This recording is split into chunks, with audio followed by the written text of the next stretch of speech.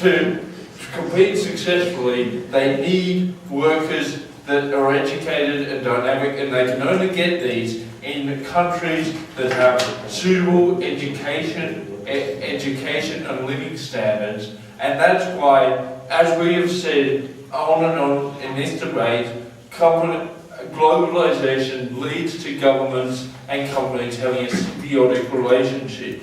As Robert said, how many companies are moving in to do business and exploit workers in Somalia? None. They could if they want to. If you showed up with a Nike factory and said, I'm here to exploit workers, the government would say, cool, we'll help you. We've been doing it already.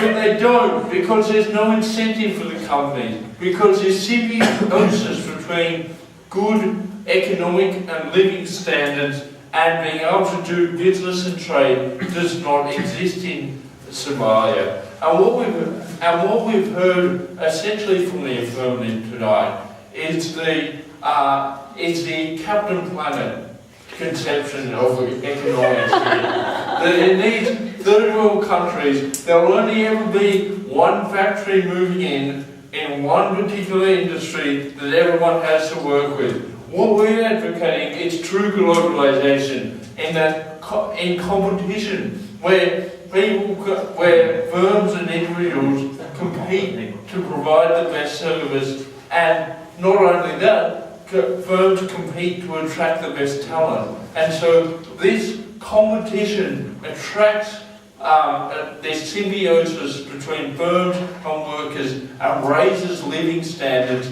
and raises economic growth. And because my computer's just run out of power, I've run out of things to say. So thank you. That's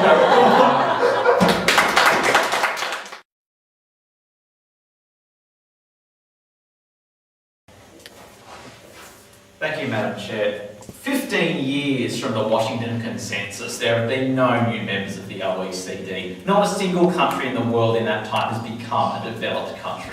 In light of that, there was an overwhelming burden on the negative side of this House tonight to demonstrate that those Washington Consensus principles were still in any way relevant, despite 15 years of magnificent failure. And what we saw is that burden was manifestly failed. What we had from the outset on the affirmative, from the negative, was this idea about flexibility, that the IMF and the WTO were somehow agents of flexibility for domestic policy. But what we saw at the end of the debate, that the only thing flexible in the negatives case was the negatives case itself. Because Rob dropped flexibility at second speaker, no doubt sensibly so. Rob reinvented it at third speaker, failed magnificently again, and then Dom for the second time sensibly dropped it in his replacement.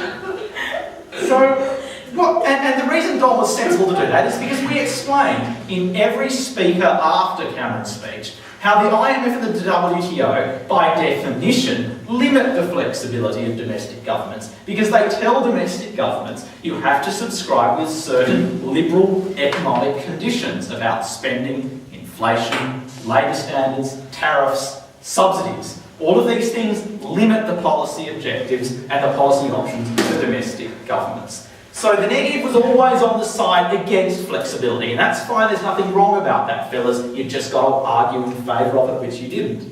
So what they tried to argue then was that the principal benefit, and I'm relying on Rob's speech for saying that this was the principal benefit of globalisation, was employment, the availability of employment opportunities within the developing world. And it was based on this principle that any job is better than no job. That Chinese people getting trapped underground and dying at the age of 33 from smoke inhalation or the collapse of a mine should be grateful for the fact that they had a job.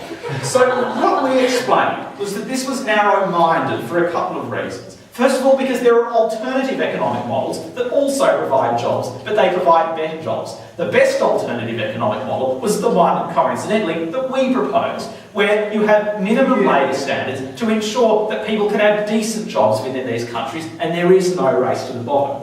The second way in which it was narrow-minded, as we explained right through the debate, is that it was short-term. They didn't assess, is it in the long-term interests of China that they have millions of people dying in coal mines every year? Or would it be better if the Chinese government had more of an ability to protect infant industries so that people who are working in coal mines can either work with good conditions or do other jobs that are of more long-term benefit to the Chinese economy? Narrow-minded. So basically what we saw was then a collection of other random thoughts in the negatives case. First of all, the idea that their model somehow influenced an exchange of ideas, as if somehow our model also involved the WTO and the IMF setting limits on the freedom of the press. The second other random thought that they had is that companies don't invest in dictatorships, as if Dick Cheney, when he was head of Halliburton, shaking hands with Crown Prince Abdullah, was in any way reconcilable with the idea that companies won't act in their own self-interest rather than act in the democratic interests of the countries in which they operate.